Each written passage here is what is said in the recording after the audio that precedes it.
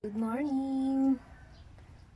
Ang ganda ng sangkalan natin, bagong-bago. Ayan, magluluto tayo ngayon na sinigang na isda. Ayan yung mga isda natin. Ayan. Mawang klaseng isda to. Walaan nyo mga guys.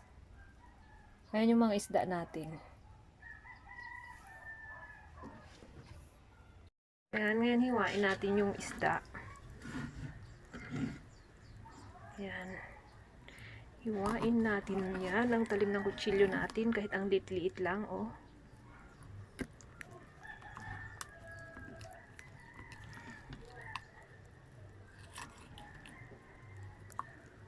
Tigas ng buto.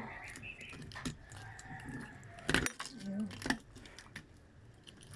Siyempre, hiwain natin yung isda para hati-hati siya.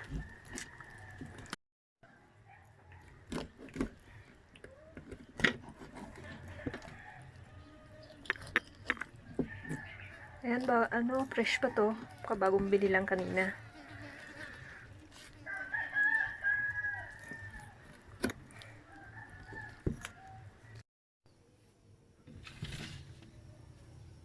Guys, nahiwa na natin yung mga isda. Ayan.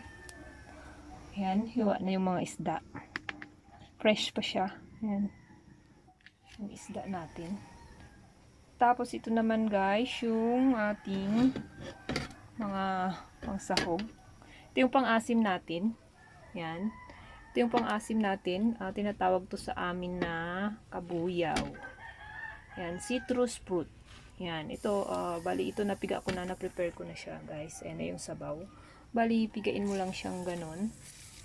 Hatiin, tapos pigain. Ayan guys. Tapos guys, syempre lalagyan natin siya ng talbos. Ayan, talbos ng kamote guys. Ayan, naka-ready na siya. Binabad ko na siya sa tubig. Ayan, tapos ayan. Iluluto na natin. Ayan guys. Ayan, napakuluan ko na yung tubig. Kumukulo na. Ayan. May luya na rin yan. Ayan, yung tinadtad na luya. Gusto ko yung tinadtad na luya. Kasi lumalabas yung katas. Ayan, malasa.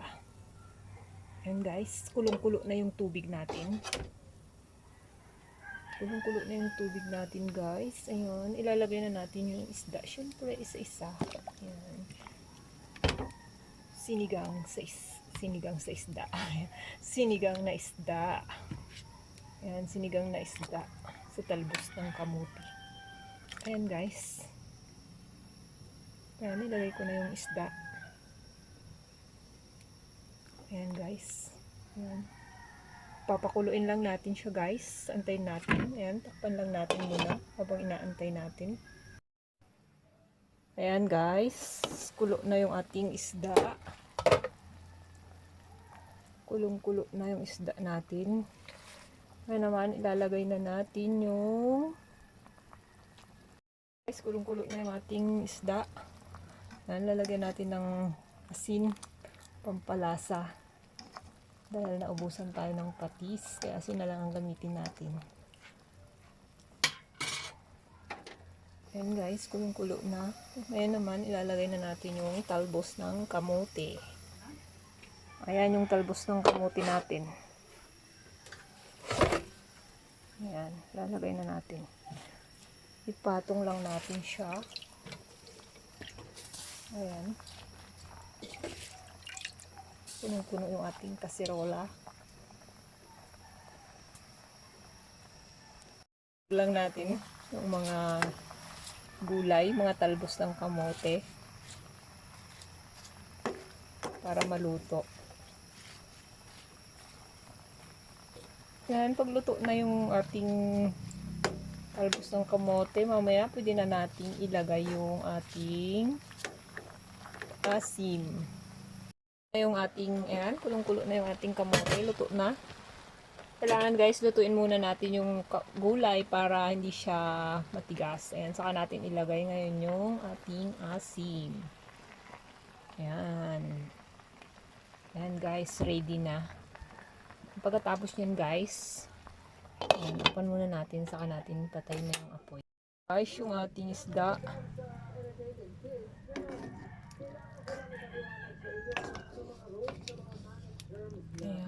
lutong-luto yung isda natin.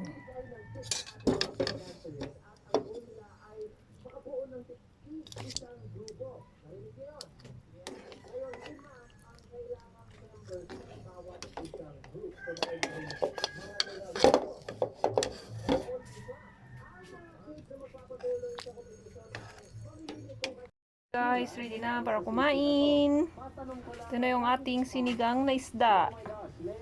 Hulaan nyo na lang kung anong klaseng isda itong ating niluto. Let's eat! I'm very happy na nakasama ko kayo. Pero the question is, managers, bakit may katabi akong maga-germs? Hindi maga-germs.